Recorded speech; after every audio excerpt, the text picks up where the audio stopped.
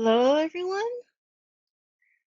I just want to share itinerary plan I had for my Japan trip. And while I was doing the Japan trip, I was looking for the points for business class, and I discovered I really couldn't find a really affordable plan for business class because I think the lowest cost I actually found at that time was really about 700K to 800K, so almost like really close to a million Aeroplan points. But then I was working around, I was trying to figure out another way to go to Tokyo. Going directly to Tokyo, which is really hard. Like there wasn't much option until I start using the multi-city stopover option on Aeroplan. And when I start doing this and I was exploring my option and added a stopover, my plan points required for my trip significantly was lower to at least half the required points for business class. I'll show you what I mean.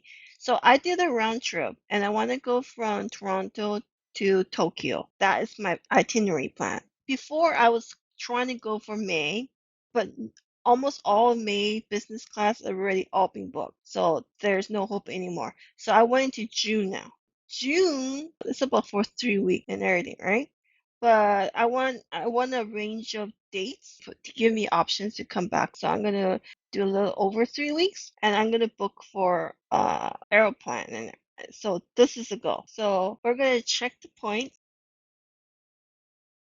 Okay, so here's the flight. This is just for the first flight, the departing flight. And as you can see, for business class, there are a lot of options, but the majority of the options are over 200K Aeroplan points for the business class. There's one 95K, another 95K, three 95K. There's 87K. This one's nice, but someone already booked it. So this option is already taken. So Aeroplan, they set a limited amount of business class. So once someone has booked those slots, those slots are gone. So there are still two options left here, which is really good.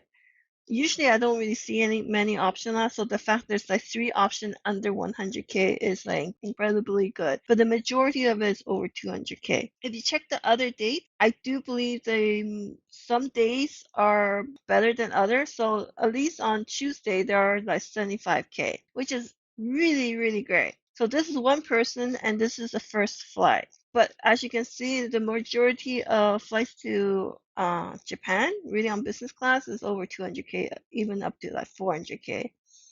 So, which is like way off my budget. I typically want to find my business class for 75K or 80K. And as you can see with economy class, the 75K sometimes is like almost the same as economy class. So if you think about it, you can get business class for the for pretty much the same price as economy class. Why would you go economy when you can go business? Which is why I look for these specific dates. They're a steal, really, right? So this is directly to Japan.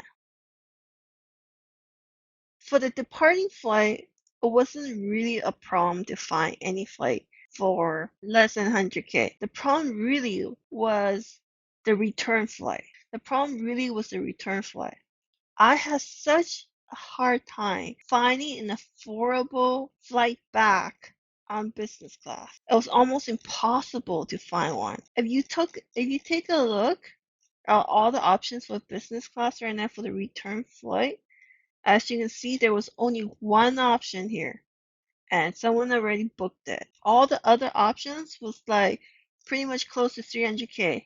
There was nothing under 200K. You can check other dates, but you will see it was very hard to find any flight back. And it simply is.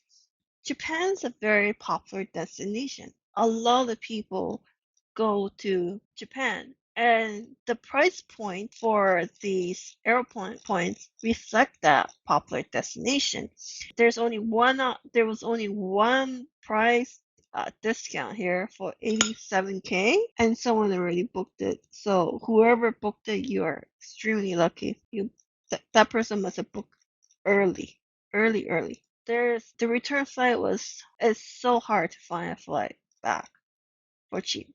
Okay, so if you actually look on Wednesday, so perhaps Wednesday are the dates you want to return on because that's where most of the flight, there's more option for a cheaper flight back. There's like one, two, three, four, five, six. Six option on a Wednesday, but they're all fully booked. So that's not someone already taking the business class, so there's no slot left anymore for business class.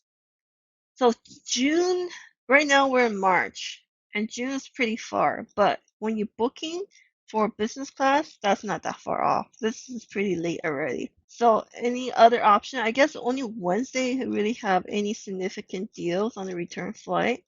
Thursday, there's nothing. Friday, I'm going through the entire week now to see if there's any deal. Nope. Friday doesn't have anything.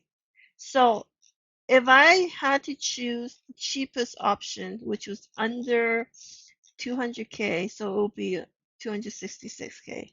Let's do that. My total cost for this flight directly from Toronto to Japan, I would say it's about 400K points, I believe. So with the points and everything, there's different tier points of Aeroplan. The first one, departing and the return flight would be 240, but you have a cost of 3,099. So usually the one that the most popular people are choosing are the second tier point or the third one, and I usually go for the third one, which is about 400K points with only a cost of 151, $56 in cash points. So this is why I said the points is pretty close to a million points. If this was for two people, this would be 800K points for two people to a flight direct to Japan. However, we modify our itinerary and we add a multi-city and stopover. Instead of going to Tokyo, we're going to Korea instead. Seoul, Korea instead. And when we do this, it apparently is at least half the price of the points needed. So we're going to add a stopover, and Tokyo is now going to be a stopover for 12 days. And a return flight is Seoul, Toronto. So by doing this, somehow the points are actually cheaper. Or maybe it's more, there's more option because Japan is a much more popular destination than Korea. So I believe their business class and their points are all filled up pretty fast. Also, as you notice, the business class, there's more options now. Not as many people has filled the spot up. So if you look at the cheapest one is the 80K instead of the full price, which is like 225. So that's what I'm looking for. There's just more option to go to Korea, and it will have a stopover for 12 days in there. If you look at the itinerary plan, we're going from Toronto and Japan, and then in 12 days we will be going from Tokyo to Korea. So that's the itinerary plan. It's a little G system. You can probably find some flight but to Japan direct, but like I said, because of the popular destination, your options may be very limited compared to trying to book a flight uh, plan to Korea instead. So Korean, there's a lot of options. There's a 78 for a full business plan going on Wednesday. I started to notice Wednesday and Thursday. If you leave Wednesday and Thursday, the plans on here on this day seem to be more option, and it's just a lot better. So now we're going to select the 78,000 for the departing flight. The arrival flight, you might have to pick other days because Tuesday doesn't seem to have anything. But as you notice, at least on the returning flight, there's more options for less than 200K. And that's what I'm looking for, less than 200K. These these flights for like 95K, someone already booked it because there's a assigned amount of slot that's assigned for business class, and when someone book it, it's no longer there's no more business class option. That's what this means. So, but it's still good because there are still other options you can choose. If you look through the dates, you should find something that's less than 200K. Let's see. On a Thursday, which is really nice, you can tell on Thursday there were flights for like 75K, but they were all booked. Oh, look, 85K, 75K. That means the return flight here, there's still quite a few options still left, which is great. It just like I said, there just seem to be more options if you're coming back from Korea than from Japan. So it would pick the 85K, and your flight is now 165 compared to the 400K that was going to Japan directly. You're saving over 50%. This is for one person. So this is a really amazing deal.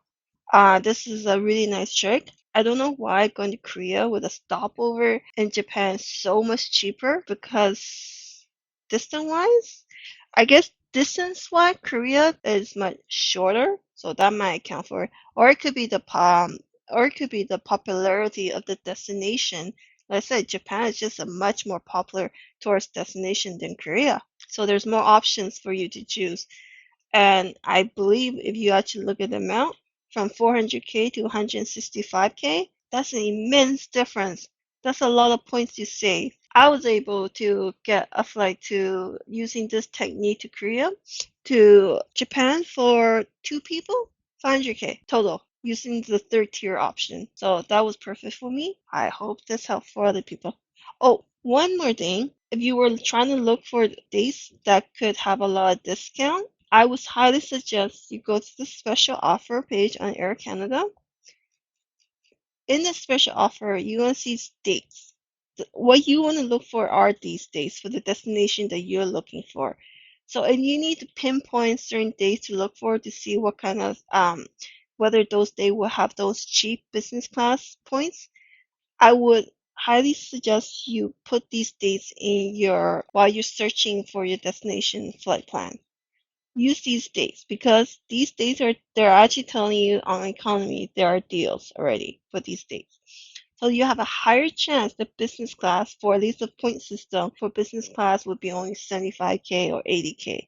There's a much higher chance in this range of days, you're going to find those deals for business class. So come to the special offer page and to try to plan your schedule and look for days that will probably have a most likely have a good discount on business class using these dates as on here. So I hope this helped. Happy traveling!